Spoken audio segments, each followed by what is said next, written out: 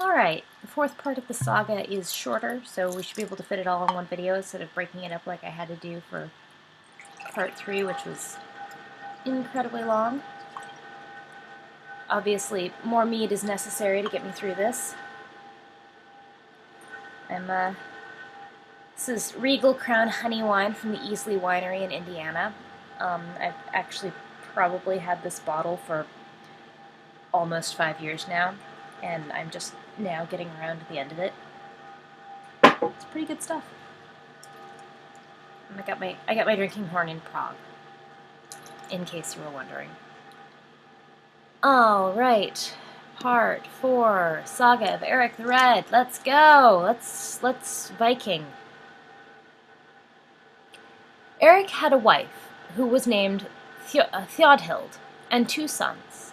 The one was named Thorstein, and the other Leif.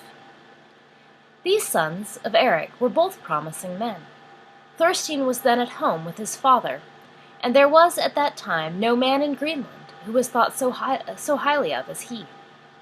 Leif had sailed to Norway, and was there with King Olaf Tryggvason.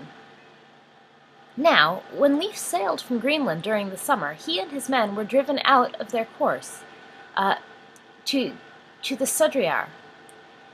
They were slow in getting a favorable wind from this place, and they stayed there a long time during the summer, reaching Norway about harvest-tide. He joined the bodyguard of King Olaf Tryggvason, and the king formed an excellent opinion of him, and it appeared to him that Leif was a well-bred man. Once upon a time the king entered into conversation with Leif, and asked him, "Dost thou propose to sail to Greenland in summer?" Leif answered, "I should wish to do, if it is your will." The king replied, "I think it may well be so. Thou shalt go my errand, and preach Christianity in Greenland." Leif said that he was willing to undertake it, but that, for himself, he considered the message a difficult one to proclaim in Greenland.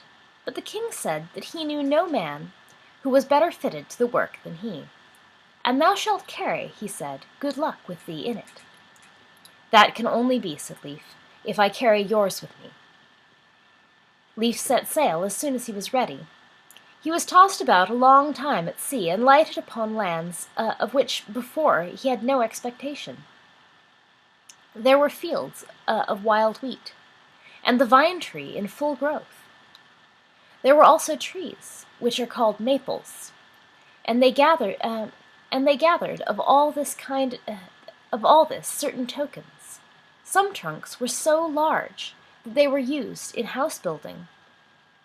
Leif came upon men who had been shipwrecked, and took them home with him, and gave them sustenance during the winter.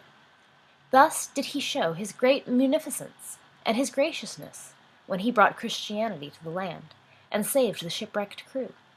He was called Leif the Lucky. Leif reached land at Eriksfjordur, and proceeded home to Brattahlid. The people received him gladly. He soon after preached Christianity and Catholic truth throughout the land, making known to the people the message of King Olaf Tryggvason, and declaring how many renowned deeds and what great glory accompanied this faith. Erik took coldly to the proposal to forsake his religion, but his wife Theodhild promptly yielded, and caused a church to be built not very near the houses. The building was called Theodhild's Church. In the spot she offered her prayers, and so did those men who received Christ, and they were many. After she accepted the faith, Theodhild would have no intercourse with Erik, and this was a great trial to his temper, no doubt.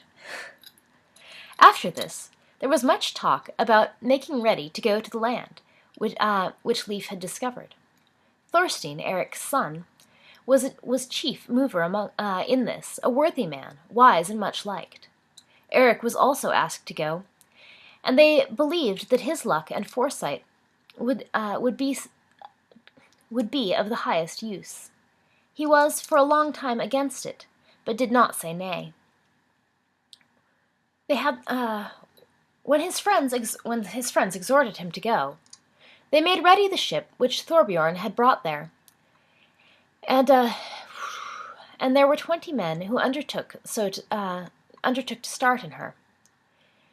They had little property, but chiefly weapons and food. On the morning when Erik left home, he took a little box, which had in it gold and silver. He hid the money, and then went forth on his journey. He had proceeded, however, but little way when he fell from his horse, and broke his ribs, and injured his shoulder, and cried out, "Aye!" At this accident he sent word to his wife that she should take away the money that he had hidden, declaring his misfortune to be a penalty paid on account of having hid the money. Afterward they sailed away out of Eriksfjordur with gladness, as their plan seemed to promise success. They were driven about for a long time on the open sea, and came not into the track which they desired. They came in sight of Iceland, and also met with birds from the coast of Ireland. Then was their ship tossed to and fro on the sea. They returned about harvest-tide, worn out by toil and much exhausted, and reached Eriksfjordur at the beginning of spring. Then spake Erik, "You were in better spirits in the summer, when you went forth out of the firth, than you are in now, and yet, for all that, there is much to be thankful for." Thorstein replied, "It is a chieftain's duty now to look after some arrangements for these men who are without shelter, and to find them food." Erik answered, "That is an ever true saying. You know not until you have got your answer. I will now take thy counsel about this."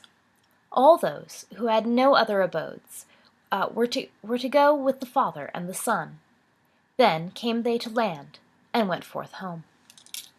And that is the end of part 4. And I have not been drinking my mead like I should be, like a good girl. Very tasty.